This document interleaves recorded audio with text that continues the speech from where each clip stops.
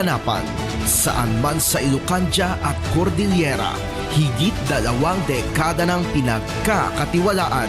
Ito ang radyong pambalitaan ng Tiradpas Network. DZTP, Radyo Tiradpas.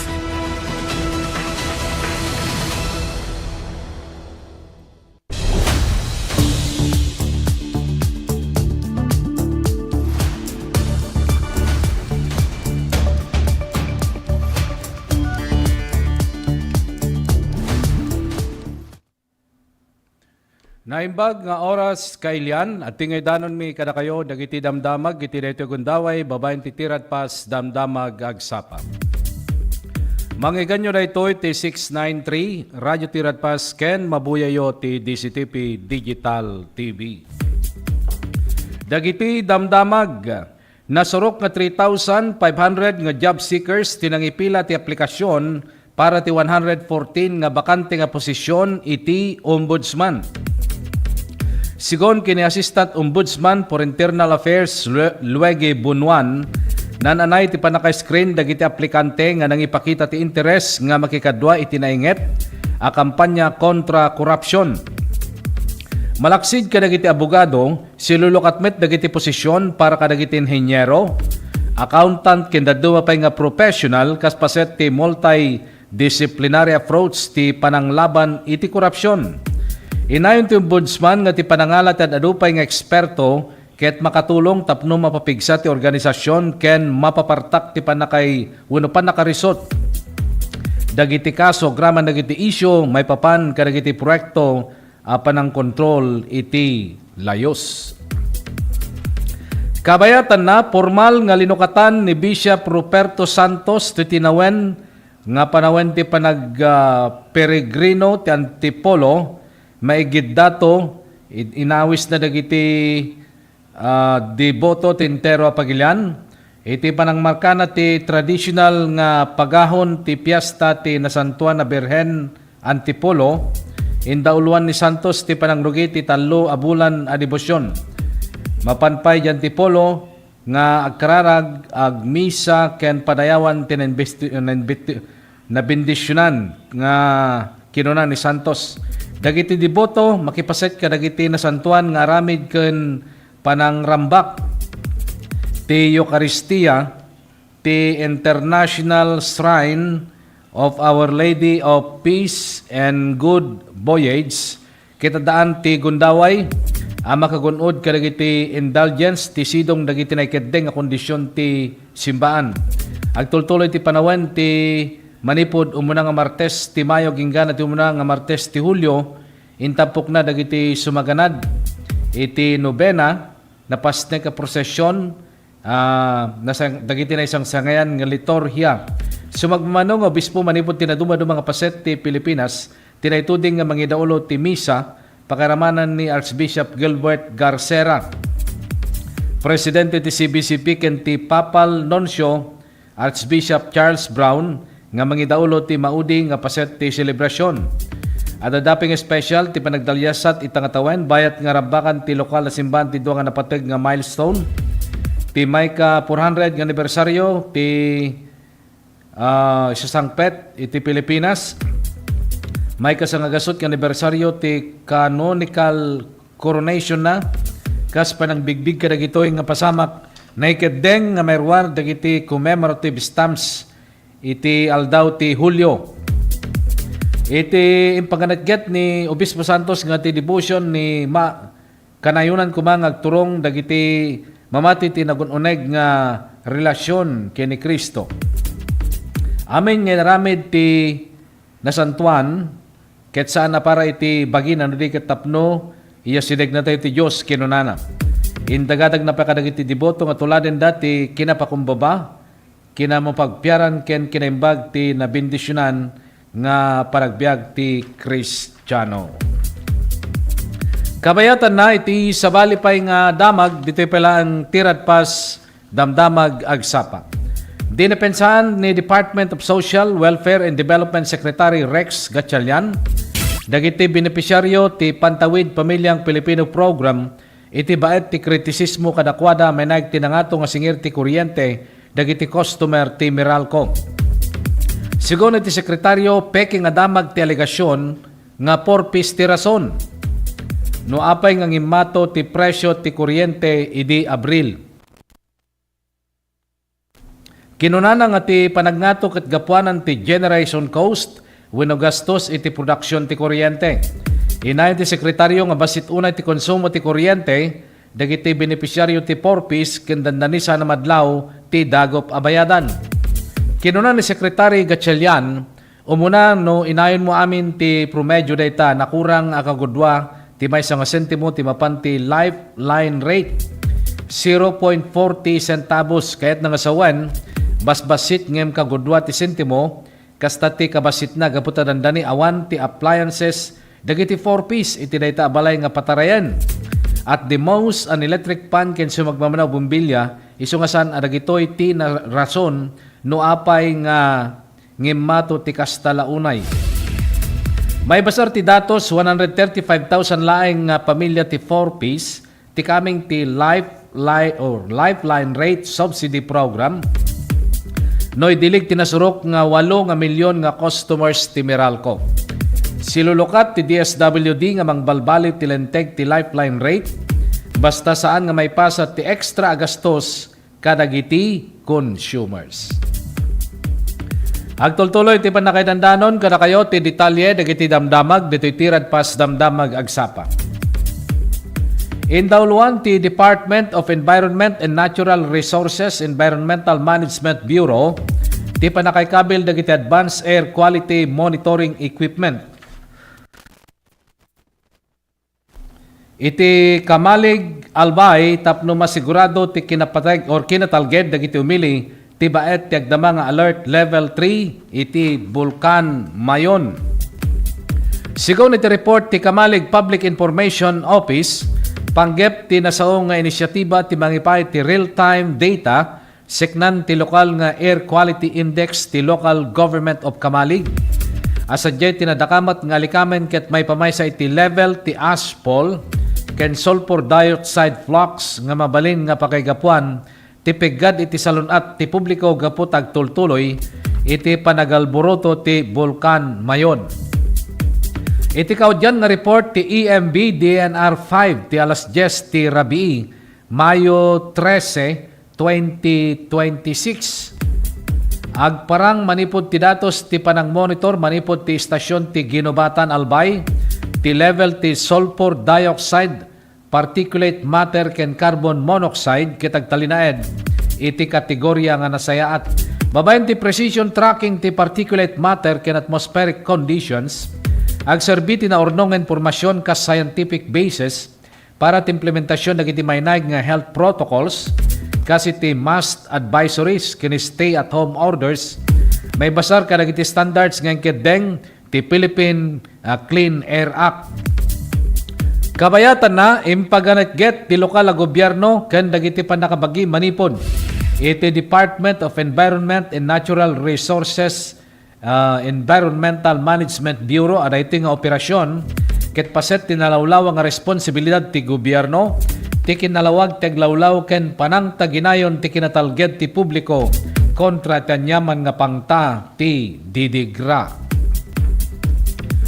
Bimababasit ti bilang dagiti Pilipino nga awanan ti pagtrabahuan wenno negosyo iti bulan ti Marso 2026.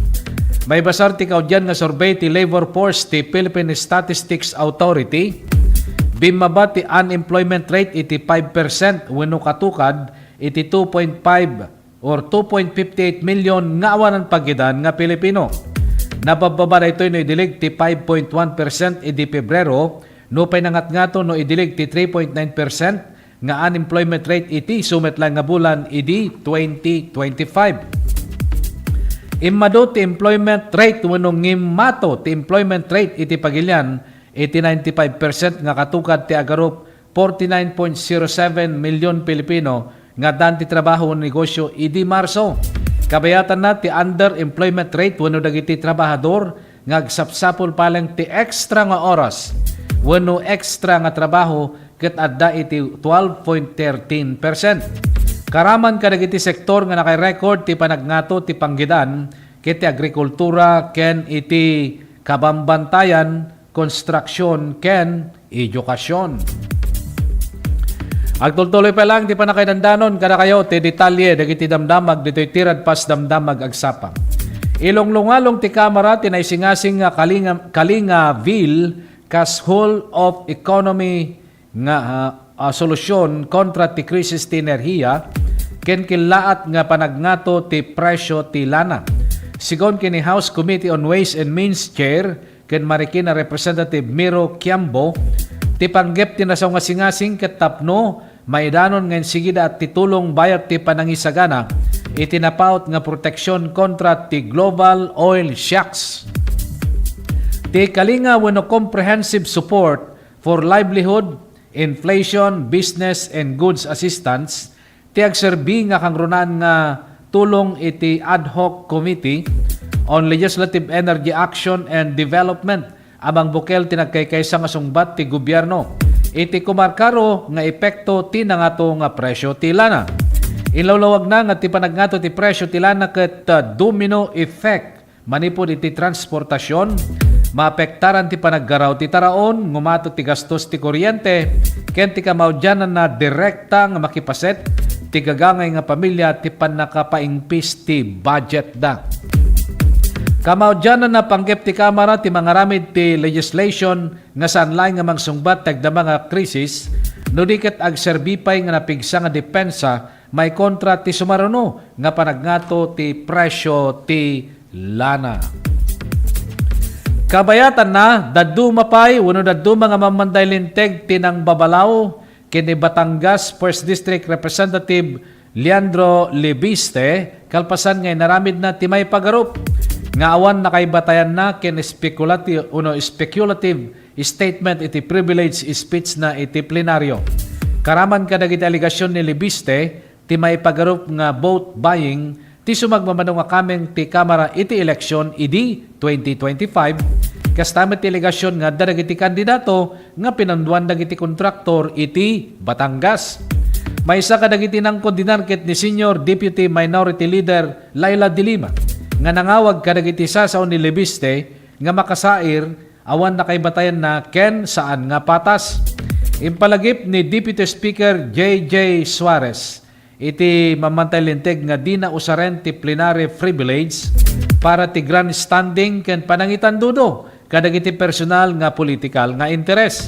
Kabayatan na personal nga timakder ni House Assistant Majority Leader ken Batangas 6th District Representative Ryan Christian Recto tapno idepensa na dagiti naganak na the Executive Secretary Ralph Recto ken Batangas Governor Vilma Santos ken impeteng na nga ulbud dagiti alegasyon kontra kadakwada. Gapu ti kontrobersya nagmotion ni Bicol Saro Party List Representative Terry Ridon tapno may kat tinadakamat nga panagbitla ti record gapu takurang kano ti umdas nga pagibasaran. Iti pakasaritaan ti Philippine Herbal Medicine nga pito-pito. Iso ti kaunaan ang mapagtalkan nga epektibo ken traditional nga dang nga mangagas kadagitintay saksakiten. Idi ti pito-pito ti pinaka-epektibo nga herbal ket narigat ang masapulan nga kumpleto. Masapol nga lingtaem pabor kam ken inumen. Tapno maagasan dagiti na duma-duma nga sakit. Itan addan iti herbal capsule na. Ti pito-pito kataddan iti kapsula pinapartak ti panaginom, pinadaras ti epekto mas nabilbileg ken kabailanen ti panakaagas dagiti marikrik na. Ti Mailband pito-pito herbal capsule ket maysa nga 8-in-1 herbal capsule nga napagtitipon ti bileg ken laing na. Red alingatong, santon mangustin, epektibong serpentina, panyawan makabuhay, turmeric wenno orange nga laya, sambong, banaba, lagundi. Isu nga para ti natural nga proteksyon, prevensyon, solution ti problema iti nangato nga kolesterol, uric, creatinine, sakit ti puso, kidney, dalem, bara, lumlumteg wenno bukol-bukol, bato, kanser, napartak amabanog, ken maawanan pigsa wenno agkakapsot. Agusar ti pito-pito herbal capsule mamitlo ti kadaldaw, sakbay wenno kalpasan ti panangan. Sa pito-pito plus herbal capsule, katawan na protektado kalusugan ay garantisado. Dagiti produkto ti pito-pito, herbal capsule, herbal coffee, ken herbal oil. Magatang yo dagitoy kadagiti sukiyo nga butika. Iti tagodin Ilocos Sur KJT Pharmacy, Aloha Pharmacy, ken Borje Pharmacy. Iti Santa Cruz Ilocos Sur Premels Pharmacy, Parmasya Monlaisami, ken Carilin Pharmacy. Iti Santa Lucia Ilocos Sur Agasco Pharmacy, Premels Pharmacy, ken Archangel Drugstore. Iti Candon City Clemens Drugstore, Botica Liwayway. Carl Brills Drugstore, St. Peregrine Pharmacy. Lucky Med Pharmacy, ken Jeremodes Pharmacy. Iti San Esteban ken Santa Maria Aprayals Pharmacy, ken iti Santiago Ilocos Sur Kalugaran Pharmacy. Ada pay nga detalye dagiti damdamag, dito lang tirat pas damdamag agsapa, idanon mi kada kayo kalpasan dagiti pakamo.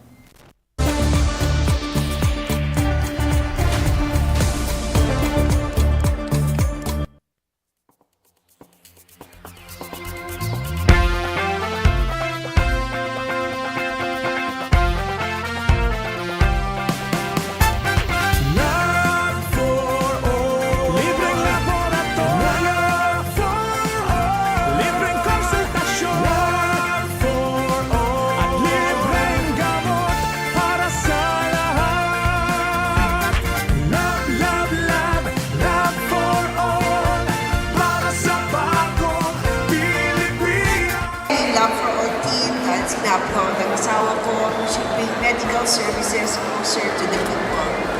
And so for the last week or so, the Love for All team went to different municipalities.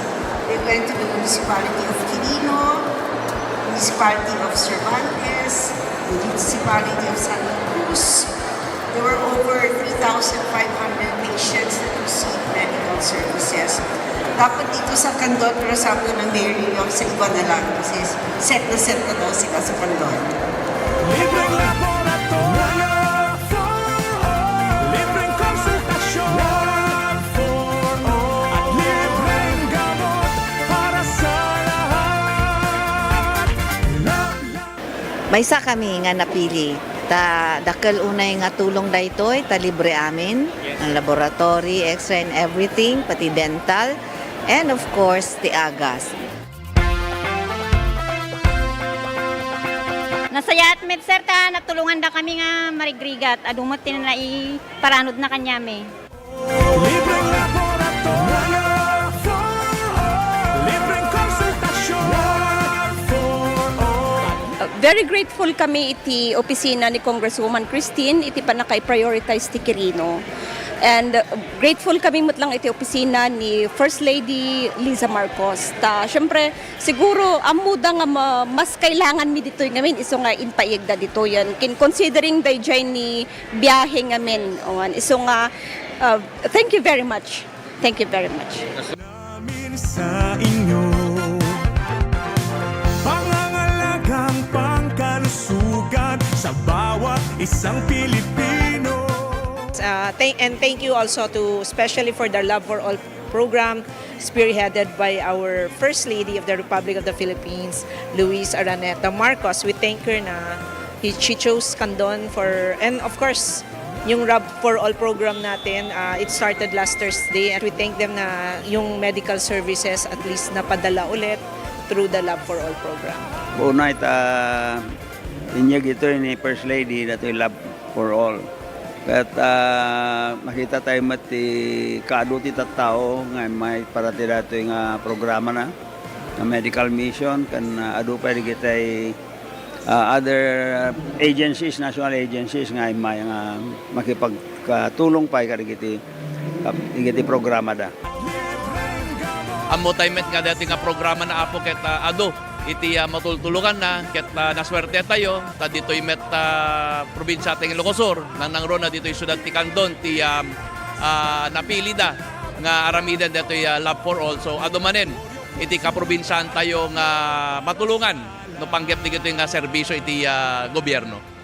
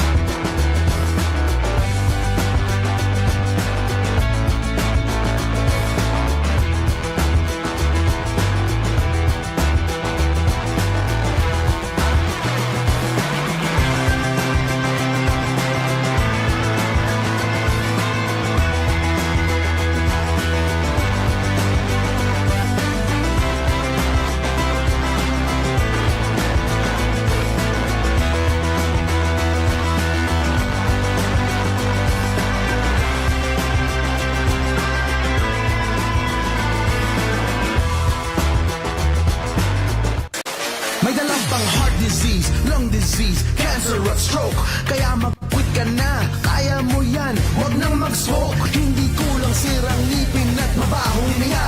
Alam mo kung anong cool kapag may peace or free lifestyle ka. Stay fresh, stay healthy. Kahit kailan hindi kulang pag-ibig. The best kapag healthy.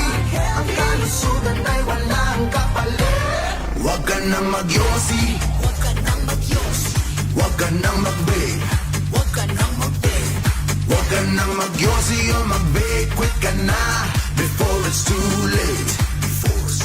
Don't fool yourself with smoking or with vaping. Call sa quit line 1558 1558. Huwag magpaloko, huwag magyosi, huwag mag-vape. Siguraduhin healthy ang inyong pamilya dahil bawat buhay mahalaga. Let's wander Baguio's Evergreen Parks. Baguio's high altitude makes it the ideal habitat for the starling. Plus a rich and varied flora. Go park hopping all you want. One thing's for sure, the views are always breathtaking. Hop on to your next virtual tour.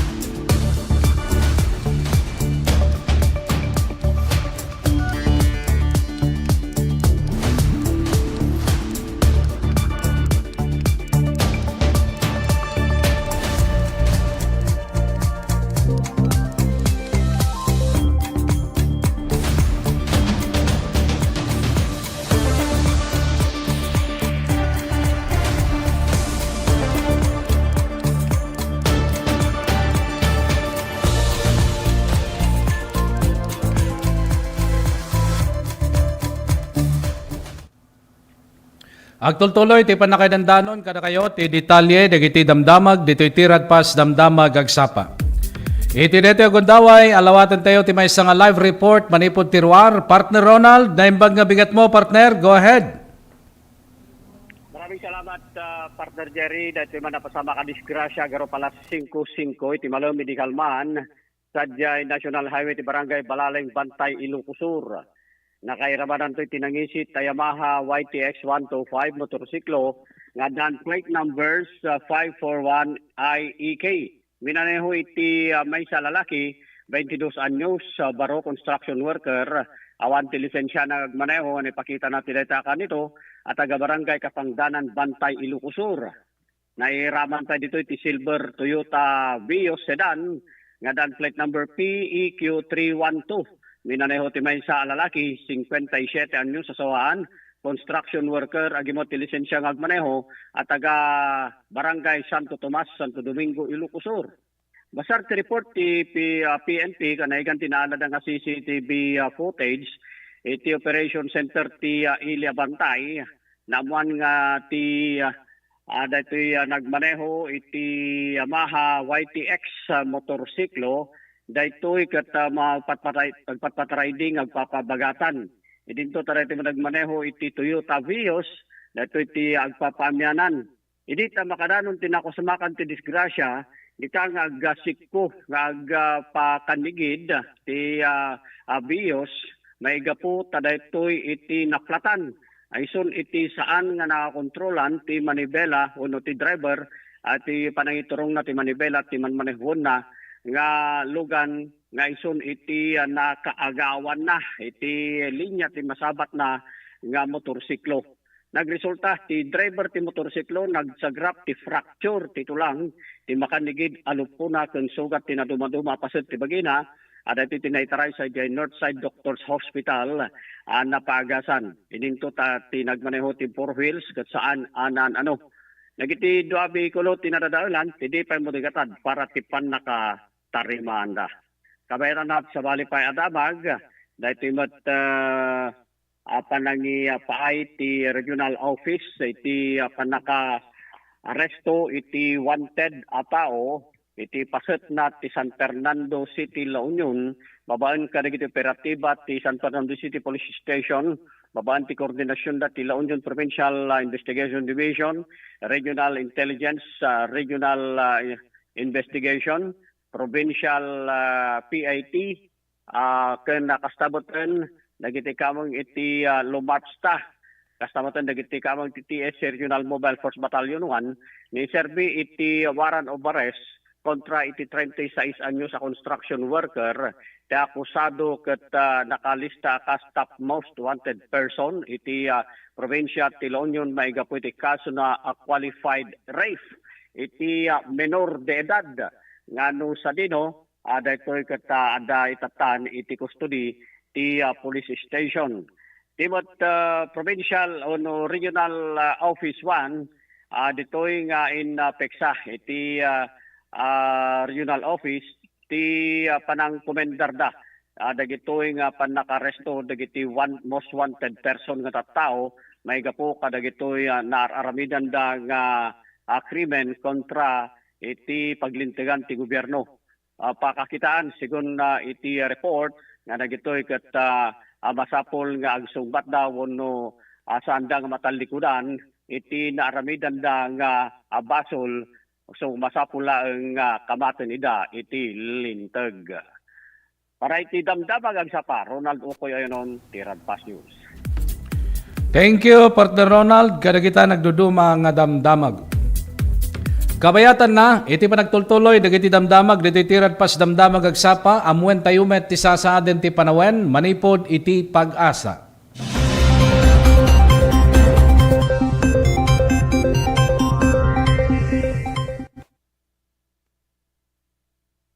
Magandang umaga at happy Friday sa ating lahat. Ito po ang ating latest weather update ngayong May 8, 2026. Update po muna tayo dun sa low pressure area na binabantayan natin sa loob ng ating area of responsibility. Kagabi nga ng alas 8 ay tuluyan na po itong nalusaw, ngunit ito na nga pong easterlies o yung hangin galit sa karagatang Pasipiko ang nakakaapekto sa buong bansa. Maaari pa rin po itong magdala ng mga pag-ulan at mga kaulapan dito sa malaking bahagi ng Mindanao maging sa may Palawan ngayong araw. May binabantayan din tayo na bagyo na nasa labas pa ng ating Philippine Area of Responsibility. Itong tropical storm na may international name na Hagupit. Kanina nga ay ito'y huling namataan, 1,615 kilometers sa silangan ng northeastern Mindanao. Tropical storm category pa rin at may taglay na hangin na aabot sa 75 kilometers per hour at pagbugso na aabot sa 90 kilometers per hour. Sa kasalukuyan, kumikilos po ito pa west-northwestward sa bilis na 20 kilometers per hour. Alamin po muna natin ano kaya ang mangyayari dito sa bagyong ito at paano ito makakaapekto sa ating bansa. Batse po sa ating latest forecast track and intensity, itong bagyo na nasa labas ng PAR ay mapapanatili ang kanyang west-northwestward movement. At pinakamataas po na kategory nitong bagyo ay hanggang tropical storm category lamang. Maaari nga po itong pumasok ng ating area of responsibility bukas ng gabi o madaling araw ng linggo. At pagpasok naman po ng ating PAR, ang nakikita natin sa ngayon na ay hihina po itong bagyong ito. Tatawagin po natin sa local name na Kaloy. Ngunit pagpasok nga dito sa may Philippine Sea, maaaring maging tropical depression category na lamang po ito o posible din po dahil hindi po favorable yung conditions dito, no? Maaaring maging low pressure area na lamang po ito. Ngunit magdadala pa rin po ito ng mga pag-ulan at maaari din pong magdala ng mga kaulapan dito po sa may eastern sections ng Visayas and Southern Luzon pagsapit po ng Lunes hanggang sa Martes. Ngayong araw dito po sa Luzon area, inaasahan natin yung mainit at maalinsangang panahon sa buong Luzon. Possible pa rin naman na magkaroon tayo ng mga isolated o yung mga panandaliang buhos ng ulan pagsapit po ng hapon hanggang sa gabi. Ito po yung mga agwat ng temperatura na inaasahan natin ngayong araw. Pinakamataas pa rin sa may Tuguegarao 25 to 39 degrees Celsius. Hanggang 36 degrees Celsius naman po tayo dito sa Metro Manila and then hanggang 33 degrees Celsius sa may Legazpi and Lawag. Sa Tagaytay, 22 to 32 degrees Celsius at sa Baguio naman, 18 to 26 degrees Celsius. Dumako po tayo dito sa Palawan, Visayas at Mindanao. Inaasahan nga po natin dahil dito sa easterlies, maaari po makaranas ng maulap na panahon na may kalat-kalat na mga pag-ulan, pagkulog at pagkidlat yung ating mga kababayan dito sa may Palawan and also sa may Zamboanga Peninsula, Northern Mindanao, sa may Caraga and Siquijor, maging dito sa may Barm, at dito po sa may Sultan Kudarat and Sarangani, Davao Occidental, maging sa may Davao Oriental. Kaya't doble ingat pa rin po dahil posible yung mga pagbaha at pagguho ng lupa dulot dito sa katamtaman hanggang sa malalakas na mga pag-ulan. Ito po yung other parts naman po ng Visayas, inaasahan pa rin po natin yung mainit at maalinsangang panahon. Ito po yung ating mga agwat ng temperatura kung saan pinakamataas po sa may Davao, 26 to 34 degrees Celsius. Sumunod ang Tacloban, 26 to 33 degrees Celsius. Samantala, dito sa may Zamboanga, Cebu, Iloilo, maging sa may Kalayaan Islands, between 26 to 32 degrees Celsius naman po ang kanilang temperatura, hanggang 31 degrees Celsius sa may Puerto Princesa at 25 to 30 degrees Celsius naman sa may Cagayan de Oro. Ngunit ito po ay mga air temperature pa lamang o temperatura ng hangin, iba pa po yung ating heat index. Kahapon nga po nakapagtala tayo ng hanggang 44 degrees Celsius no, na heat index sa 4 na lugar sa ating bansa. Sa may Dagupan City, Pangasinan, Batac, Ilocos Norte, Apari, Cagayan, maging sa may San Jose, Occidental Mindoro. No, itong danger level category po, remind lang natin sa ating mga kababayan, maaari po itong magdulot ng heat exhaustion, heat cramps, and in worst case scenario po ay heat stroke. Delikado po ito. Kaya inaabisuhan po natin yung ating mga kababayan na umiwas po tayo na lumabas ng ating mga kabahayan, especially between 10 a.m. to 4 p.m. And also magsuot po tayo ng light colored na mga damit at huwag pong kalimutan na uminom ng tubig throughout the day. Kahapon din sa Metro Manila, nakapagtala naman ng hanggang 41 degrees Celsius na heat index na nasa extreme caution category. Forecast heat index naman po natin sa Metro Manila ngayong araw 40 to 41 degrees Celsius at pinakamataas naman 45 degrees Celsius dito sa may Apari, Cagayan. Aside po dito sa Apari, Cagayan, meron pa pong 21 na mga lugar na maaaring makaranas din ng hanggang danger level na heat index. Kaya doble ingat sa ating mga kababayan. Para naman po sa kalagayan ng ating mga karagatan, wala naman po tayong gale warning na nakataas, kaya't malaya din pong makakapaglayag yung ating mga kababayan. Para po dito sa Kalakhang, Maynila, ang araw po ay sisikat mamayang 5:31 a.m. at tulubog naman mamayang 6:15 p.m.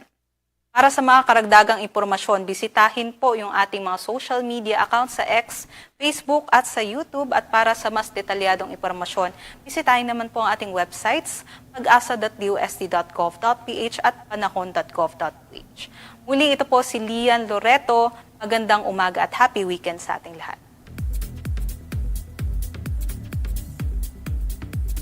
Okay, si Rayeti latest nga sasaaden ti panawen manipod iti pag-asa. Ada pay nga detalye dagiti damdamag dito lang tirad pas damdamag agsapa idanon mi kada kayo kalpasan dagiti pakamo.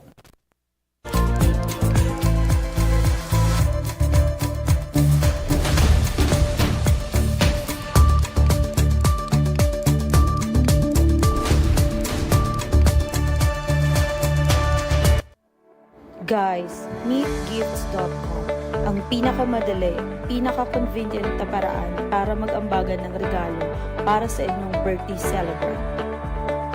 Gifts.com ang modernong version ng ating traditional na ambagan. Digital, mabilis, at kahit saan ka man naroroon, pwede kang mag-contribute. I-share mo ang link o i-forward ang QR code screenshot sa buong barkada. At makikita mo sa real time kung magkano na ang nag-pool sa inyong campaign. Dinala namin si Micah dito sa Max's Restaurant Canton. Hindi pa niya alam kung ano ang naghihintay sa kanya. Guys, hindi ako makapaniwala. Oh my God! Pumunta sa gifts.com at simulan na ang pinaka-memorable na birthday surprise ng inyong best friend.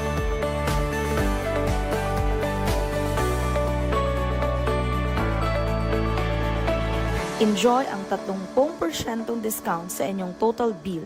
At yung pinaka-exciting na part, dito sa Max's Restaurant Candon, kapag ginamit mo ang gifts.com para sa inyong birthday party at umabot ang inyong bill sa minimum na 5,000 piso, makaka-enjoy kayo ng 30%, 30% discount sa inyong total bill.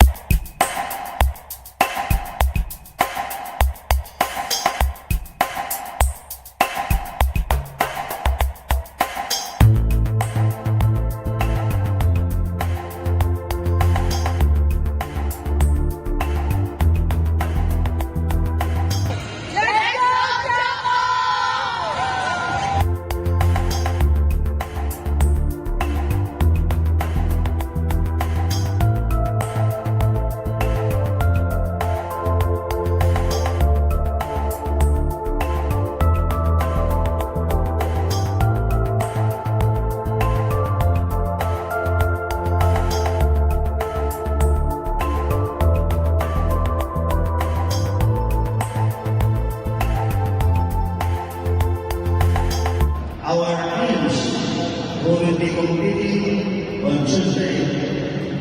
Jerry Eagle, Joe Stanley, Choco Moto, and Lopez. I'd like to welcome you all to London City. Thank you to the President, for allowing us to host the PBL in London City.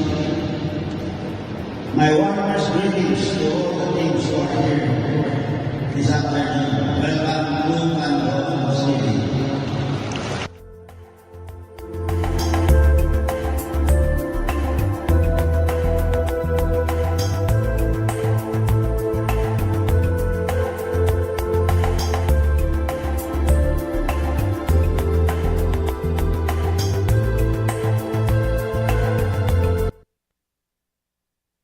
Let's wander Pampanga's culinary scene. Known as the country's culinary capital, Pampanga is a regular stopover for foodies, where culture and cuisine combine into the unique fusion of flavors of vibrant Kapampangan dishes. You can fill up on the colors alone. There's so much to sample, especially when you're in a foodie hotspot like Pampanga. Find more Filipino flavors in your next virtual tour.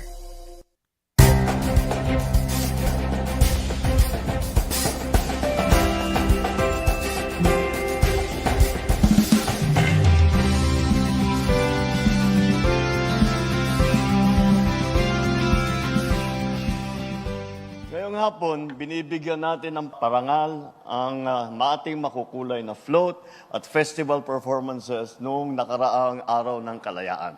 Dahil ang bagong Pilipinas ay hindi lang tungkol sa pagsulong. Ito rin ay ang pag-aalala at pagbibigay halaga sa ating pinanggalingan. Your creativity, your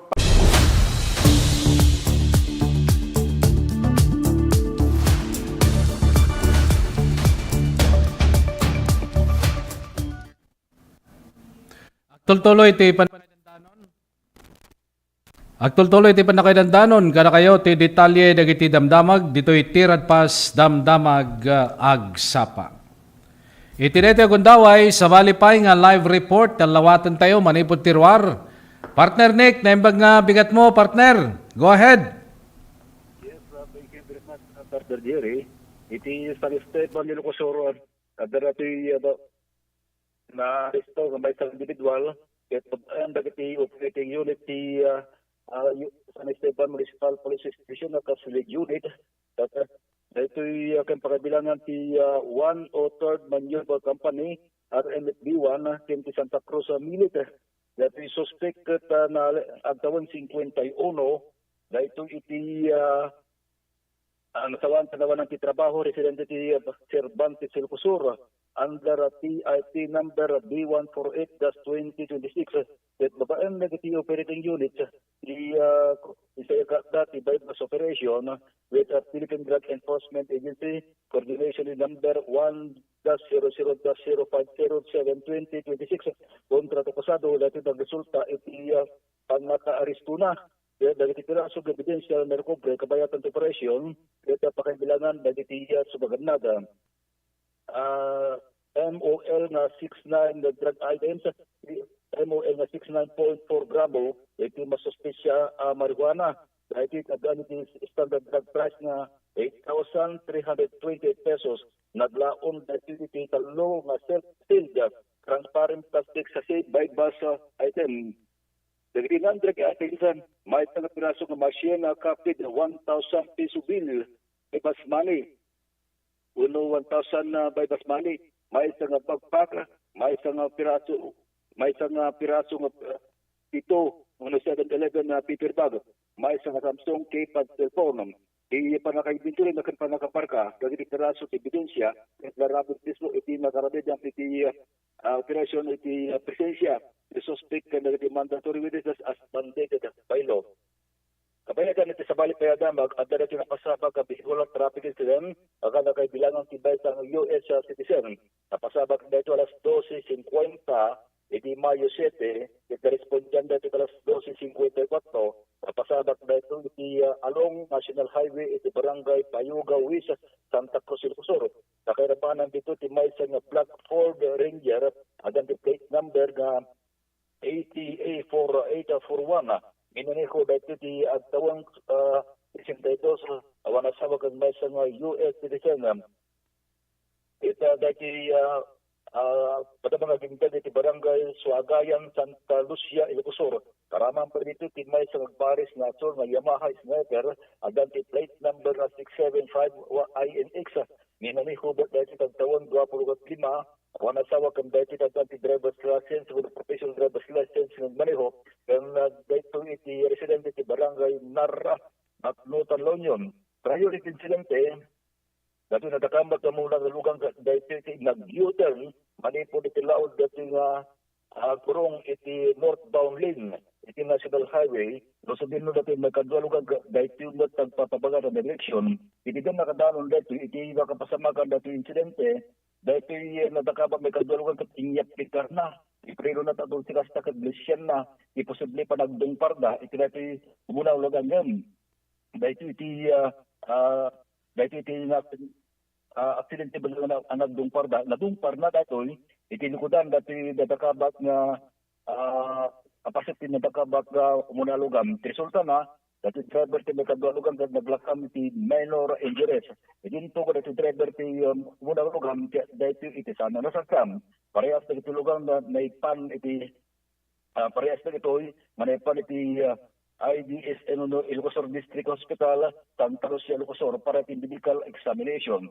Parehas na itulugan na dadaan iti dadal iti sampay gamo iti datat iti panakaisbarla. At agaydan, unadadaitan iti kustodya iti Santa Cruz Municipal Police Station para iti nananay at disposition. Kabayatan na, adat iti may isang na-aresto na other wanted person iti alas 4:15, iti Mayo 7, itagdamatawan, iti Barangay San Jose, Santa Cruz, Ilcosur. At babaeng iti operating unit ti 103rd Maneuver Company, RMFB1, akas unit, pagabilangan ti Santa Cruz Municipal Police Station. Dati akusado kat may isang asawa na, residente ti Barangay Panay, Santa Cruz, Ilocosor. May pasar iti police report, dagiti operating units inaresto na akusado babam tibili to warrant of arrest for the crime of rape by sexual assault of Article 26(6)(a). Iti revised penal code at mandated by law, Republic Act 8353, under criminal case number 5919-C. Na ito itagdan ti required bill nga 200,000 pesos. Akusado kadeta ni Custodia, iti Santa Cruz Municipal Police Station. Para tidamdamag ang sapa, Nick Baruga, Terpas News. Thank you, partner Nick. Kadagitang damdamag. Agtultuloy pa lang, di pa nakadandanon, kada kayo, ti detalye, dagiti damdamag, dito'y tirad pas damdamag agsapa. Impasigurado ti Bangko Sentral ng Pilipinas, ngagtultuloy ti panang monitor da, kadagiti sumrek nga financial data, tapno may patungpal dagiti kasapulan nga wagas nga mangkisay iti epekto ti nangato nga inflation. Inaramid ti BSP iti pakamo kalpasan ti record nga 7.2% nga inflation ni di Abril.